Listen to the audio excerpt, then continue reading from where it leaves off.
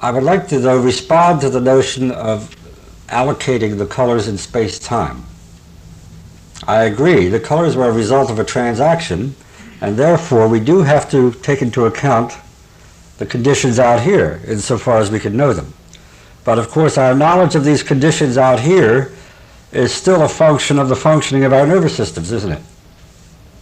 We can't, in spite of all the claims for astral projection, as far as I'm concerned, astral projection is a nervous system experience. And I think I can locate it. Now, with relation to this, I would like to remind some of you, and perhaps introduce to most of you, the world-famous Pula IQ test, which is related to the localization of colors and experiences of all sorts. And the test is very easy to perform. It's probably, I think, more secure than most of the standard tests being used today for measuring IQ. And what you do is this: you get a friend, a very trusted friend, who is willing to cooperate in this experiment to the very end, and you tell your friend to get a 5-pound sledgehammer and to stand away from you at a distance such that if he, with this sledgehammer, describes an arc, the base of which is your skull, it will penetrate to just about here, because we want to take care of the pituitary gland while we're at it. Okay, so you picture that. Your friend commits himself to that and lets you have the sledgehammer right through the top of your head. Then part two is the more difficult part. After having done this, your friend rushes up to you and administers an IQ test. Okay? Now, there's a lot of talk in phenomenology and all kinds of philosophical discussions against what's called reductionism. And that is the attempt to reduce rather complex phenomena, which we would usually locate perhaps well up or down on the structural differential, to measurable or very basic components. I want to be very, very frank with you. I have nothing to hide. Well, a few things maybe. But that's for other seminars.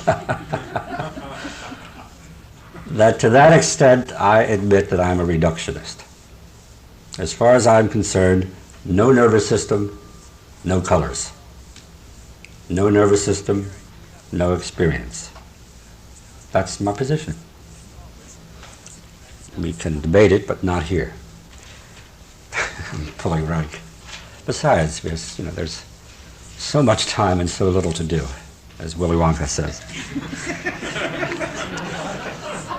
All right, let's agree on that, in quotes, tentatively, 1979, this date, whatever it is, I don't even know where I am anymore.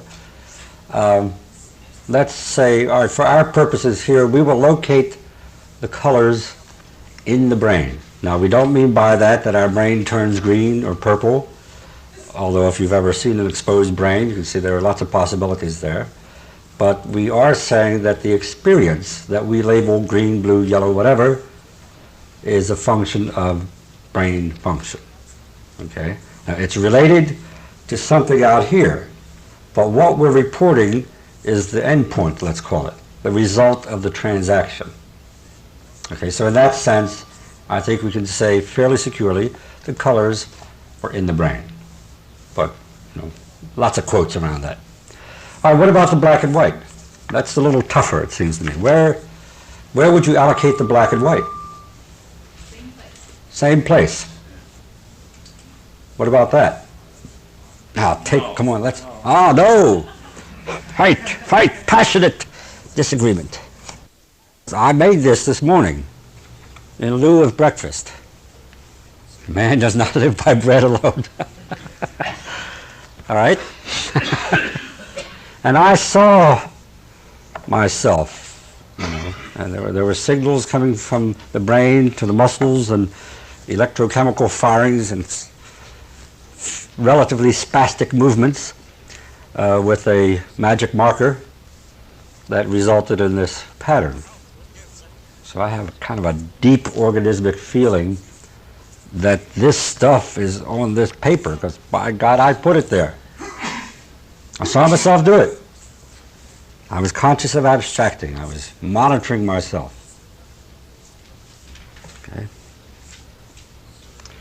Now she suggests that this, what you are, I presume, seeing, very similar to what I see when I do that, probably with some differences, but she suggests that this too, this visual experience also is in the brain. The answer to question 2 being the same as the answer to question 1. I don't think so.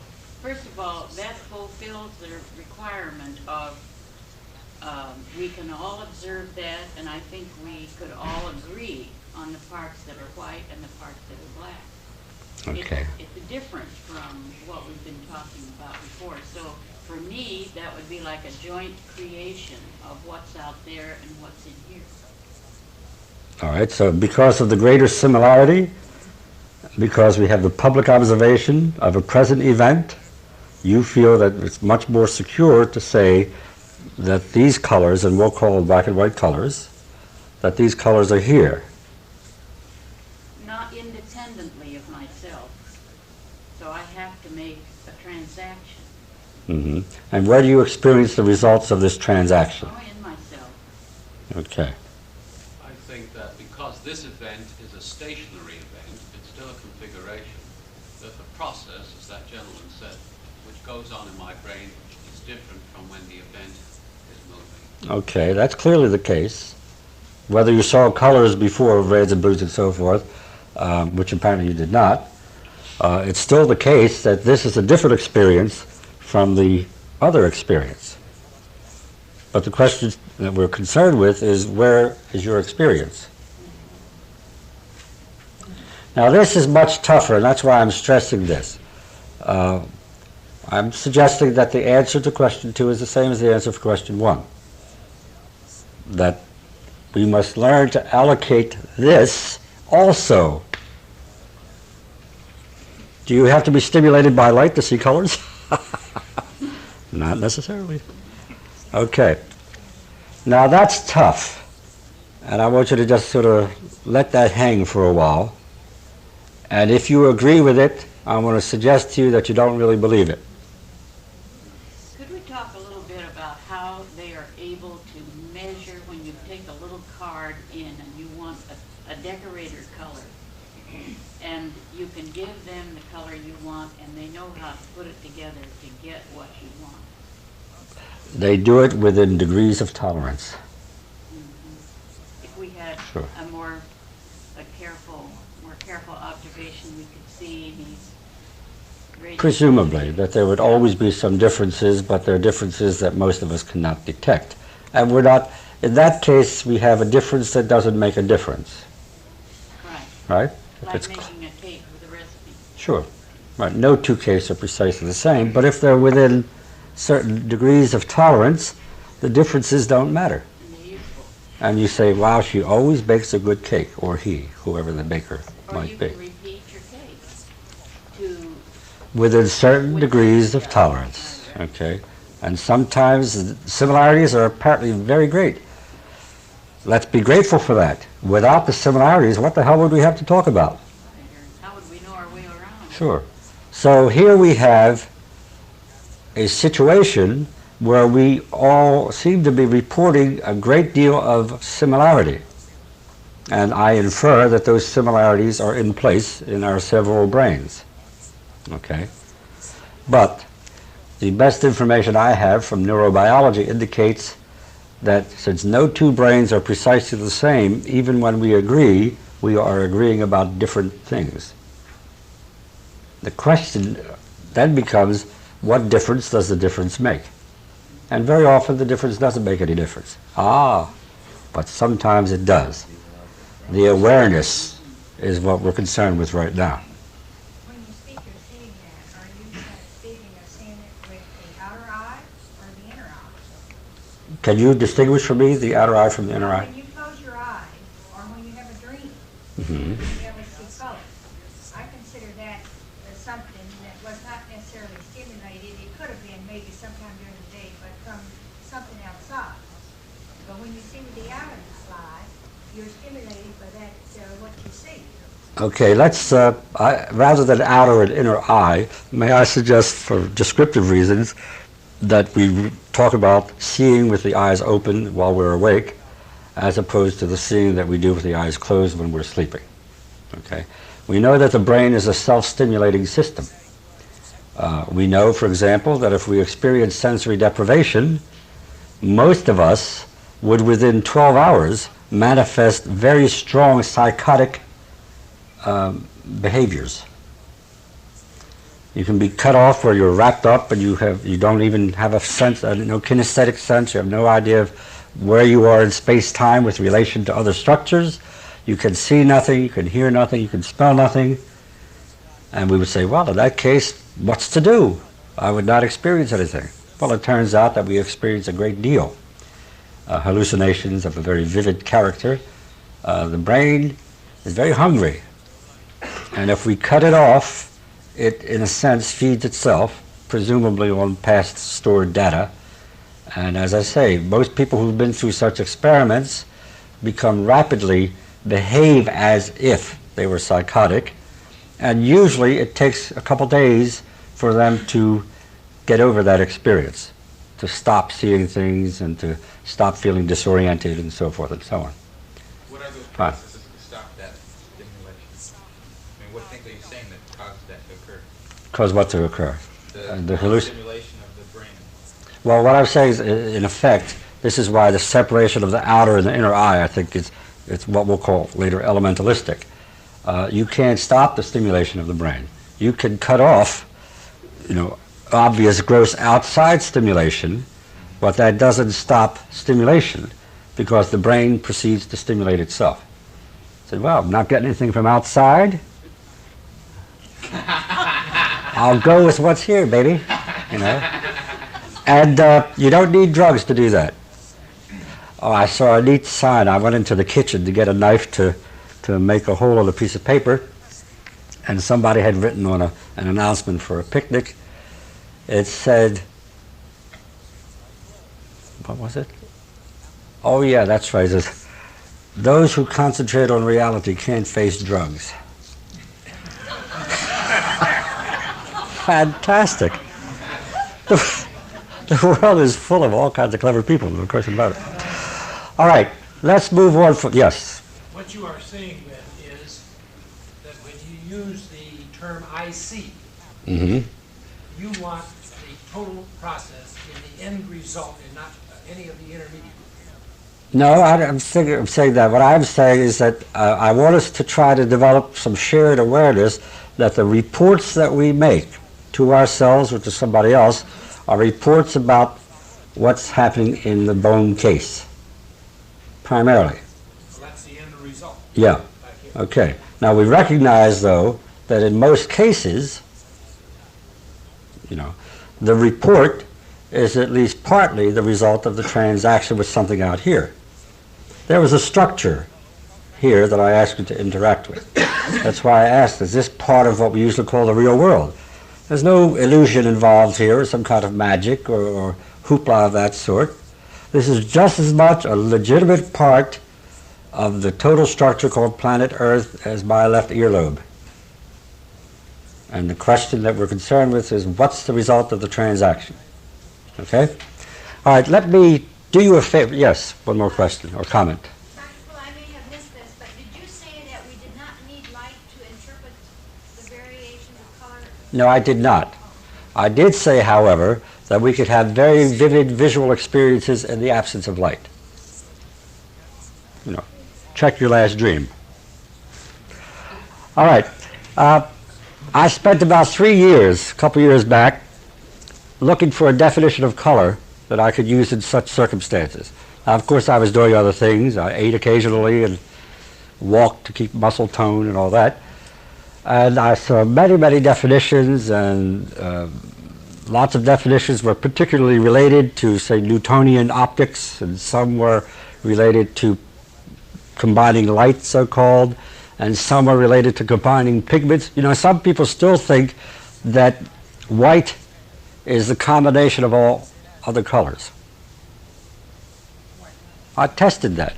Yeah, white lights, okay. That's a little problem. Anyway, I tested that on my palette. I like to paint occasionally. And I took some paint from each tube that I had, and I mixed them all together. I said, holy Newton. Didn't happen. So the answer to the question has to be related to what framework are you concerned with. But I did find a definition of color in a little book published in England. The little science dictionary cost me 50 cents, which would be, in the old days, I guess, what, half a crown roughly? And it said this, or something equivalent to this. Color, a response in brains to stimulation by varying frequencies, or waves if you prefer,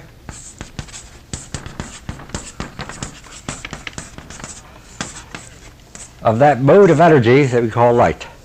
I'll just put light. But you understand that light is just a word that we assign to some presumed unseeable electromagnetic vibration of some sort.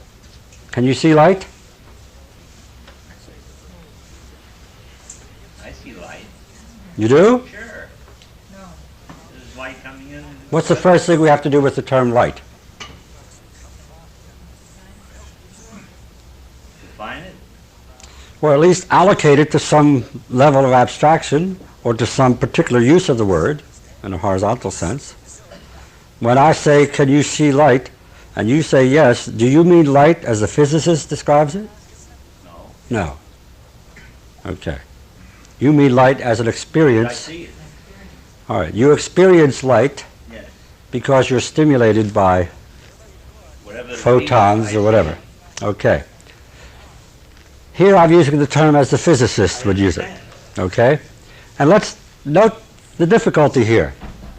When we're talking about light as the physicist talks about it, we're talking about some form of energy that travels, being curved by gravity and all that, at 186,281 miles per second. Miles per second. The highest speeds thus far clocked in the human nervous system, the speed with which electrochemical impulses travel through nerve fibers, 225 miles per hour. Miles per second here, miles per hour here. Okay? Ain't no way a system that works at these speeds. Now that's pretty fast, given the size that most of us manifest. 225 miles an hour within this system is pretty good speed. But it's nothing like infinite speeds. It's why it takes time to think. One time I was working the supervisor position. I told the person, I said, go out and go hire some hands to get this work done. This guy came back with this wicker basket full of these bloody pieces of meat in the form of phalanges. I said, what the hell are you doing? He said, well, you wanted 24 hands. I said, take them back and bring them back with the brains attached. Okay? All right, a system that operates this way is in no way in a position to perceive this stuff. All right, let's notice that in this definition we have two parts. And we're not being solipsists, are we? The solipsist is the person who thinks that the universe only exists because he perceives it. Not just as, but because. You know? We're not saying anything like that. But we are saying that, and we're talking about vision, but this applies mutatis mutandis to all sensory systems, to the nervous system as a whole. Whether you're talking about hearing, that music is noise. I happen to be a Penderecki fan. All that good stuff. I think it's just fabulous stuff. I have a twin brother who atrophied at Brahms. Musically speaking. fine guy. Just love him. But, you know, I every once in a while I try to seduce him with some early Prokofiev. Noise. Okay. Well, I know we're both reporting on a transaction, and that allows me to continue loving my twin brother. Okay. Something's happening here, and there's a response here, and the interaction of those two constitutes the content of me as a nervous system. Okay? And I assert that flat out in a reductionist way. All right. The next question, or the next job I asked you to work on was, well, how would you evaluate that statement? The book cover is blue. First of all, how many statements would you say take that form in the English language? Yeah. In fact, you'd be very hard put to come up with a statement that does not take that form. Even so-called ejaculations. Oh! Can be readily translated into a statement of that form. Oh, I'm surprised that you came in with your left foot missing. No? Just an example. It goes along with the wicker basket.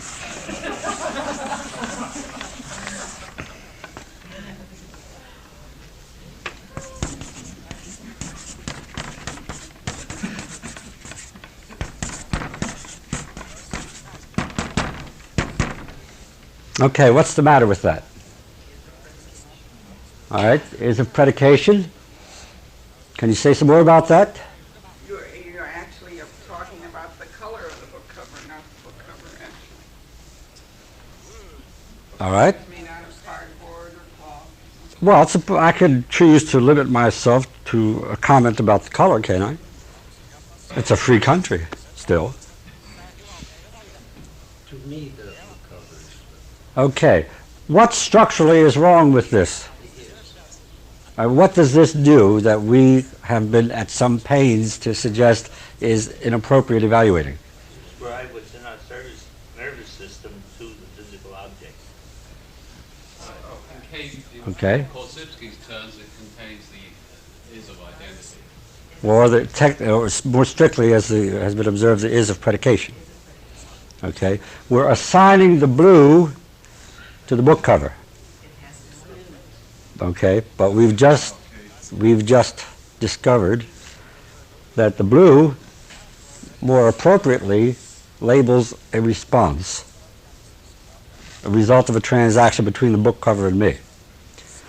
But this contains a very deeply embedded notion, which is in the language and therefore in us, and no matter how much we do this kind of stuff, I'm beginning to think that personally, I don't expect myself that I will ever fully eliminate this tendency to assign my own experiences to the outside world. Sometimes it's very useful.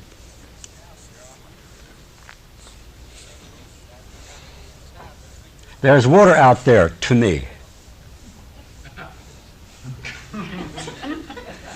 And on the basis of that event, which I allocate to my own nervous system, but I take it to be a result of a transaction, I do not plan to sit on the edge of that, what I perceive to be a railing, and try to walk over toward those boats. I'm not planning to do that. So even though I'm mistaken, it's a very useful mistake. So we don't want to get rid of that. The English language and many other languages, and I've found with working with Japanese people that there are problems somewhat different but very similar to this sort of problem for Japanese. And apparently what Korzybski concentrated on talking about, primarily related to Western languages, really has universal application. The differences, there may be differences in structure from one group of languages to another group of languages, but whatever the structure, there seem to be in all languages this problem of projecting through the language our experiences here onto the environment. This statement, besides making a statement about a book cover, says in effect It's an example of the notion that the world is made up of things which have qualities, right?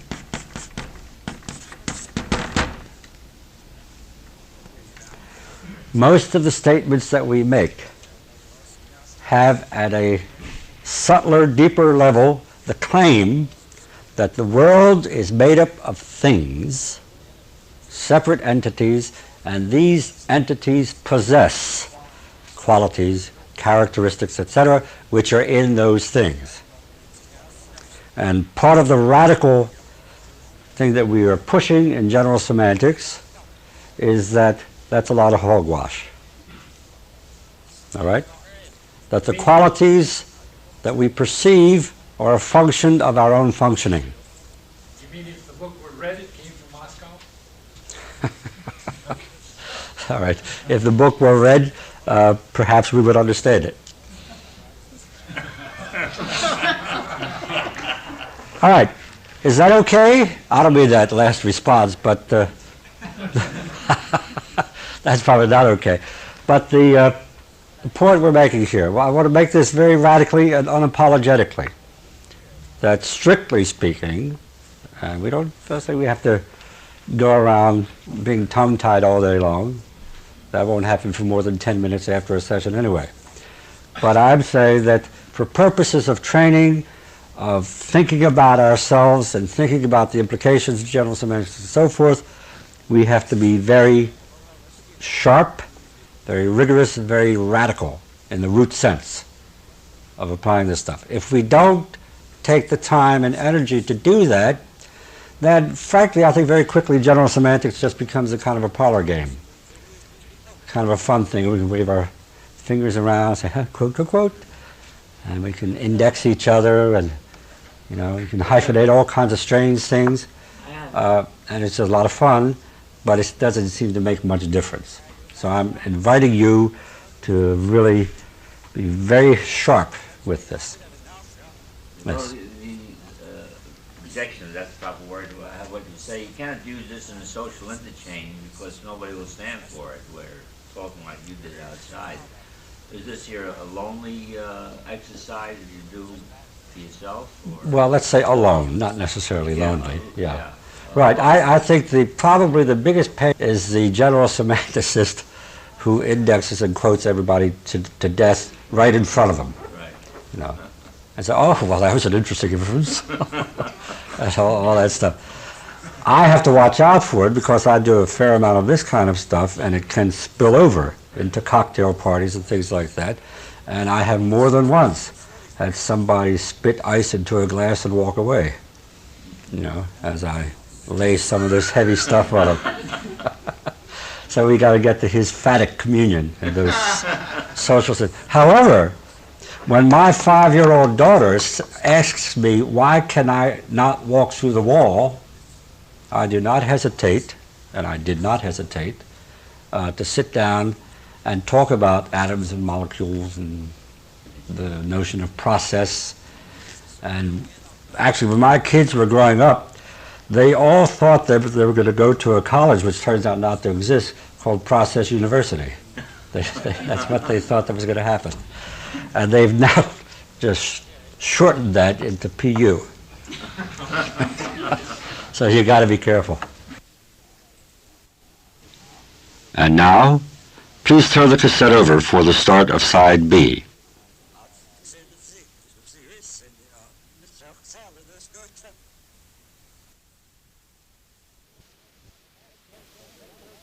Let's go to the last question in this series, which is my personal favorite. Is the disc stopped?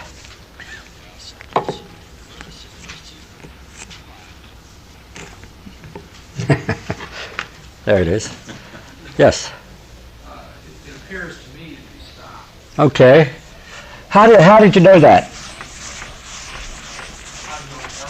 I know that? Yeah. I just perceive it. You perceive it. What'd you perceive it with? My eyes, my brain, whatever. Okay, fine. So as an unaided nervous system, the naked brain, and let's not say looking out through the two holes here, but let's say responding to stimulation through the two holes, you experience as kind of stasis, okay?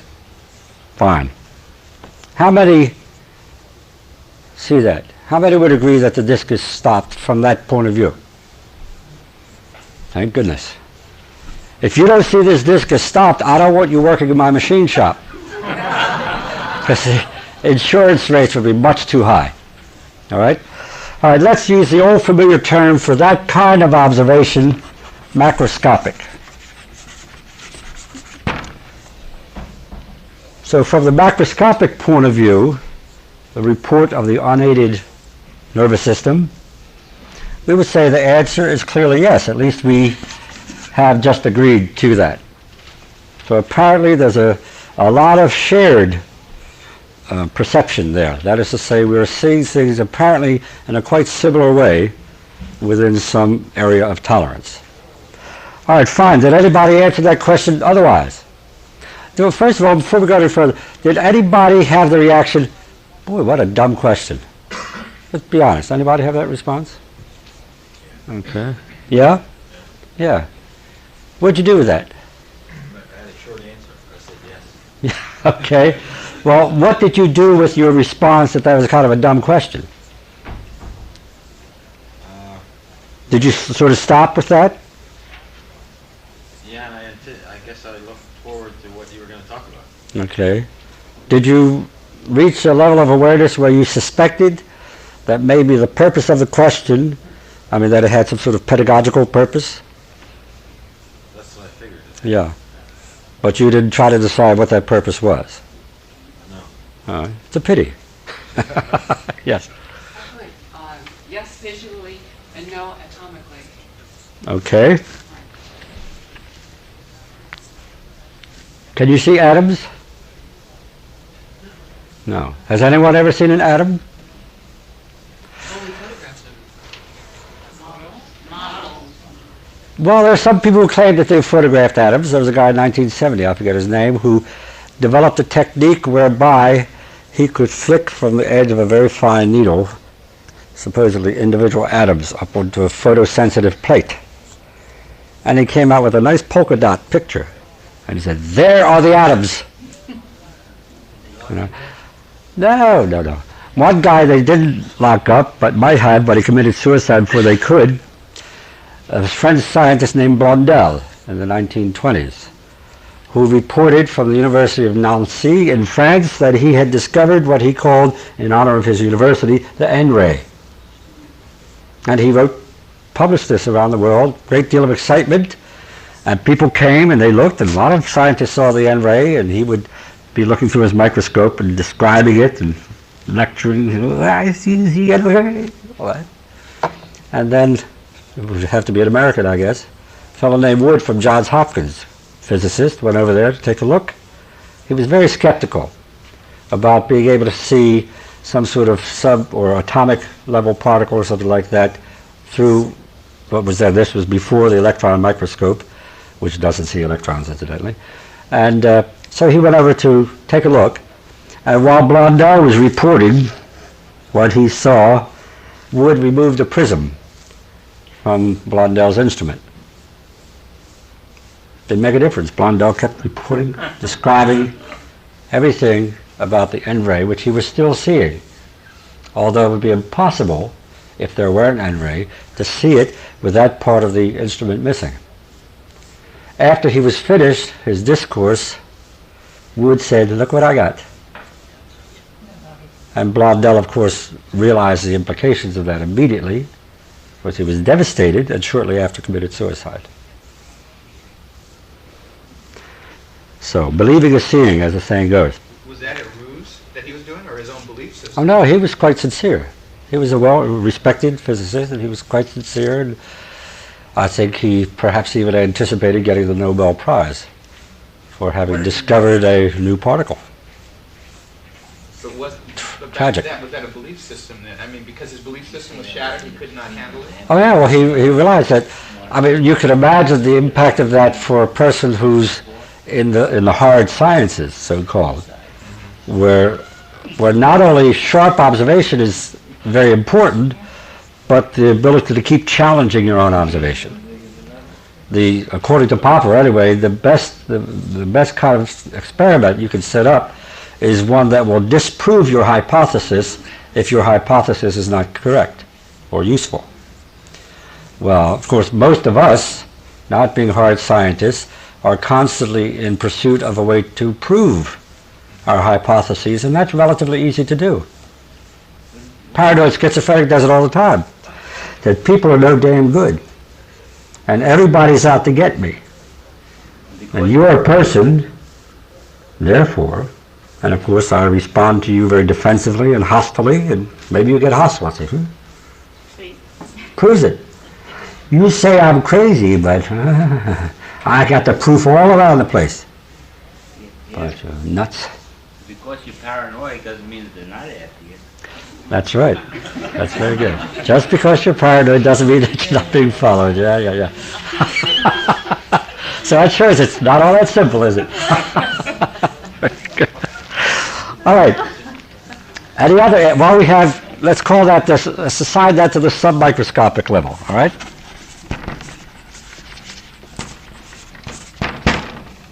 And the answer at that level? No. We infer. However, atomic reactors are nonverbal structures, aren't they? So apparently this inference about the process character of matter, so-called, is a pretty good inference. The Japanese are very impressed with this. Got rid of 2 Japanese cities within 2 days, didn't it? And hundreds of thousands of Japanoid organisms. And what happened to them was that as a result of the thinkings of the then not so long-haired patent examiner in the Swiss Patent Office, who made a sentence in 1905, 40 years later, we had very grim empirical data to support this sentence. That what we call energy and what we call matter are simply phases or aspects of the same stuff, and therefore interchangeable. So this concentrated form of energy, called Japanese citizen sub 1, a density within an environment, was simply sped up to such effect that one of the remarkable things about Hiroshima and Nagasaki after the bombings was that there were relatively few corpses to bury. Far fewer corpses, in any case, than there had been citizens that morning. If you wanted to find those people at that point, you had to use a Geiger counter. And then, of course, you couldn't find the people. All you would find would be components, stuff out of which persons could be fashioned some other time, perhaps. All right, so this is inferential, isn't it? But the support for it is pretty strong. So we accept 1979, the likelihood that everything we know about is some kind of whirling process or trembling vibrations, including ourselves. All right, any other answers? Now you see what we're into now. We're answering the question, this dumb question, on the basis of different levels of observation, or as we would say in general semantics, levels of abstracting. And as you shift the level of abstracting, you generate a different answer. Yes? It can also depend on your point of view. If you were in a spaceship several light hours from here with a telescope focused on that disk, it would still appear to be spinning to you. Because the light is still traveling from that disk. That's right. What is the light from the sun is 8 minutes away. I mean the origin of it. Okay, that's a good point. Let's call that the cosmic view. All right? The big view. That's very interesting. It's the first time anybody's ever pointed out that you could actually be perceiving, directly, well, not macroscopically really, although in the final analysis all of our readings are macroscopic, aren't they? Doesn't matter how many instruments we put between our brains and what we're trying to see, we are still the final resting place of the observation. All right, But you'd probably have to have some instrument or something in order to perceive that. But even without that, will we still not answer no, that the disk is not stopped? No, we just see it as it was again. Well, even without his example, are you on the planet Earth? Do you accept the notion that the Earth is traveling around the sun at about 64,000 miles a minute and twirling as it goes? You don't accept that? Really? You don't think the Earth rotates? Are you a member of the Flat Earth Society? No, I have some sort of concept of sine waves. We're not rotating, we're going up and back.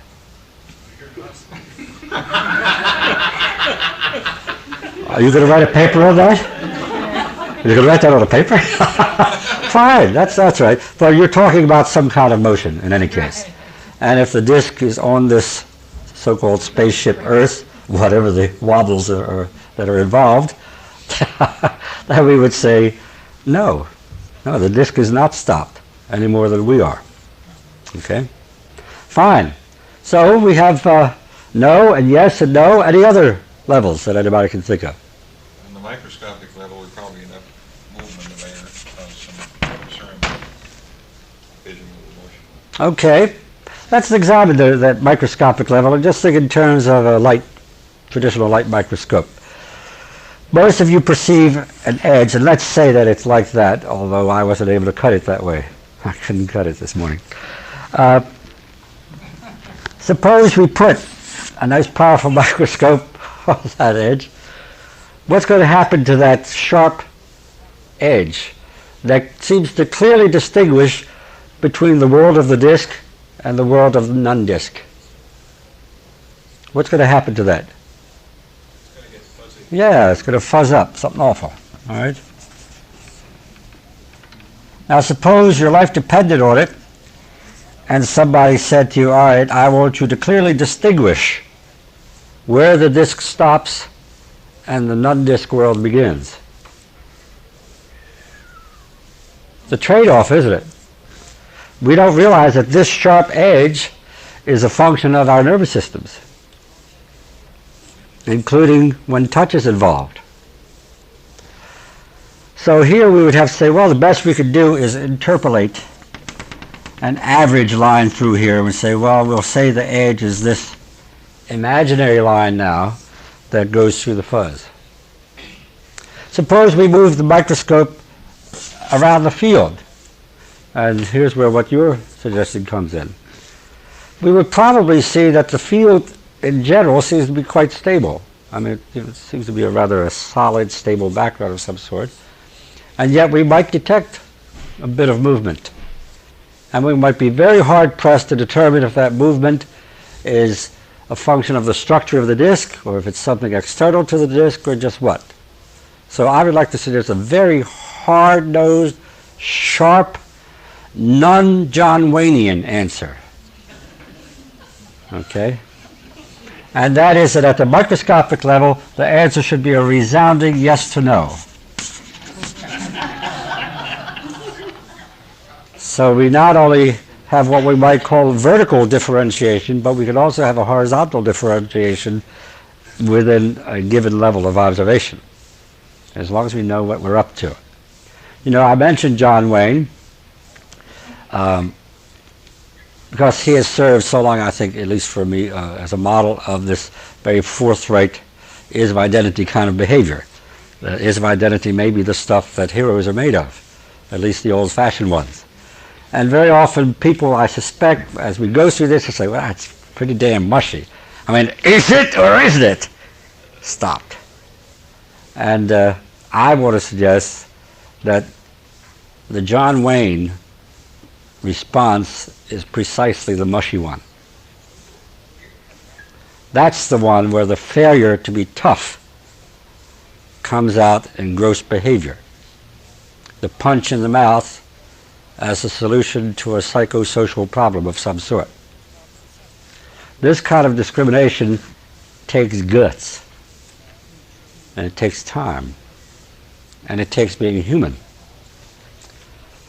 All right, I have one more level which I'm just going to lay on you because usually people don't think of it as a level of observation, and I want to move along a little bit at this point, and I'm going to suggest memory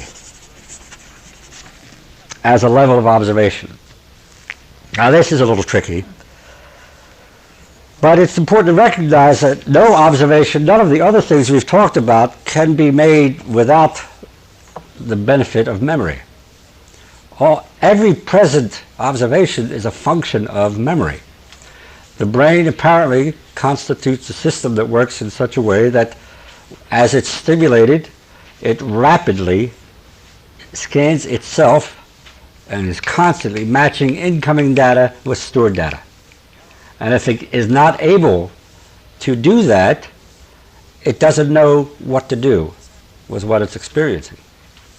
So memory, it seems to me, we ought to learn to think about that as a very essential kind of a platform from which we make all of the observations that we make, whether they're whatever level we may assign it to. Well, if we accept that notion, what would the answer be with relation to memory? Is the disk stopped? Yes? No. Any contradiction?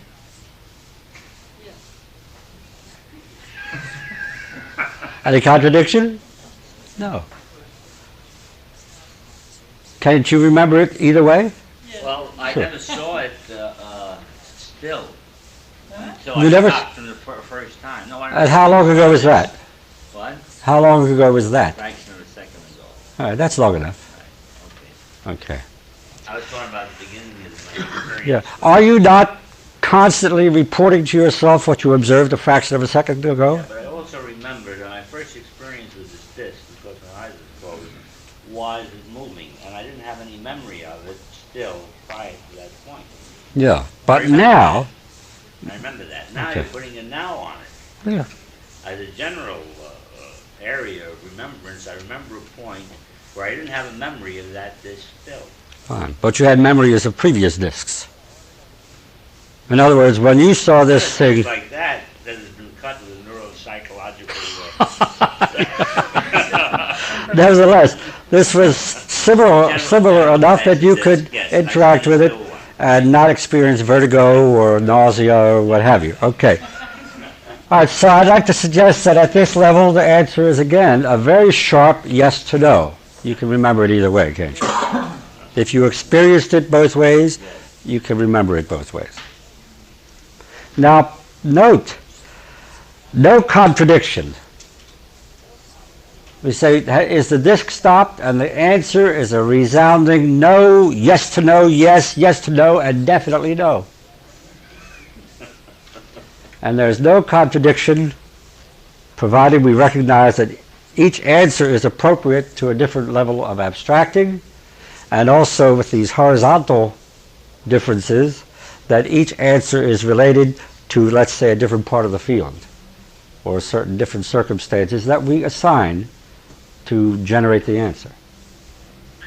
Okay? Now, just think inside your own head for a few minutes how many simple, obvious questions you have answered with an uncritical yes or no. If you can get just a little feel for yourself as an organism that does that constantly, then you're making an important step toward the kind of consciousness of abstracting that can eventuate in perhaps delayed responses, more tolerant responses, more human behavior, if you're lucky, and if you work hard. Okay, before we proceed, any questions or comments about what we've done to this point? This is quite central, and the reason I'm taking the time and trouble to go through this without having even gotten yet to talking about abstracting and then talking about abstracting in terms of the structural differential is because I want us to realize that we've had this kind of experience, and if we are all clear as what we're up to, then we can just refer back to this as difficulties come up later on. What we're concerned with here is developing some, let's call it orientational awareness. Many people, in my experience, don't have this kind of awareness, and for them the book is blue. The blue belongs to the book. And so does the laziness of the student. And so does the grouchiness of the person at work or whatever. This is just a very simple, the simplest model I can think of, all derived just from visual systems. We start off with nonverbal stuff, you know, and we experience something, and we start talking about it, and this is just intended as a very simple model. But as we as we generalize from this into evaluations of our people that we live with, evaluations of each other right here, and all that kind of stuff, then indeed this example becomes not trivial.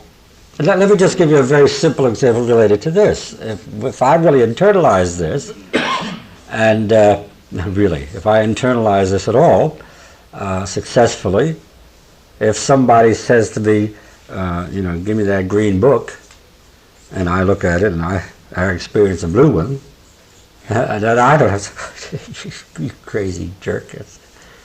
No, I say, okay, it's one of those, he sees the green and I see the blue.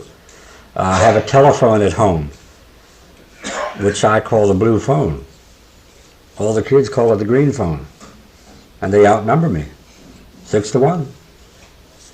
You know, but we all know about this transactional aspect, so we don't dump on each other with relation to the colors that we're reporting. So that makes a difference. But the critical thing is that the delay that you talked about between what I see as what I know as electromagnetic wave radiation and saying that the book is blue, that delay is what we must cultivate. Yes, but again, not in any spastic kind of way.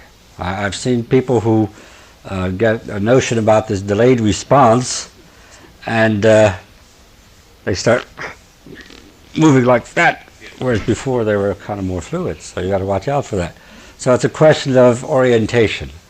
It becomes a question of being able to re-evaluate when you find that your evaluation is perhaps in conflict with somebody else's evaluation. So it's very practical in that sense. We're describing abstracting, first of all, as a process. It's an activity of nervous systems, probably of all protoplasm. We know that if we take an undifferentiated blob, undifferentiated, is anything that we know anything about ever undifferentiated? No, it may just have an inconvenient shape, or it may have an unfamiliar shape. As Stanisław Lec says, chaos is the order destroyed at creation. So we really know no non-order. We may experience all kinds of orders which are inconvenient to our purposes or our preferences. We call that disorder. But disorder is just as good as that order, right? I'm starting to get into that phase. It's the pre-schizoid phase that I get into. Just wait till tomorrow. All right, we described, let me just mention, I got a very strong reinforcement for this about 5 years ago, I guess in 1974. I snuck into a lecture at Johns Hopkins Hospital, which was given for the hospital community by a fellow named Vernon Mountcastle, who's an internationally known neurobiologist and is in charge of the brain research at Hopkins. And he was giving this lecture because some Hopkins doctors found that if they went, say, to Hong Kong for some reason or other, that the people in Hong Kong, at least the doctors there, knew more about research that was going on at Johns Hopkins than he did. So they set up a series of lectures to keep the local people informed about what was going on. And Mountcastle, he entitled his presentation, "The View from Within." And in the process of doing that, about the first 15 minutes of his lecture, he described what he called the abstracting process. And almost word for word, without, I'm quite sure, any particular knowledge of Krzyzewski's work in Science and Sanity, he laid out a sequence that nervous systems go through that is quite congruent with the description given in Science and Sanity. Well, that's always reassuring if people coming from quite different points of view, and particularly separated as they are in space-time, 1933 versus 1974, if they reach very similar conclusions, that makes us suspect that maybe this is not a bad way to talk about it. So I just mentioned that because sometimes people say, well, it's time to update Science and Sanity. Well, in many areas, the hard research is just catching up with the kind of statements that Krzyzewski made in 1933, and actually in the 1920s and early 30s when he was actually working on the book.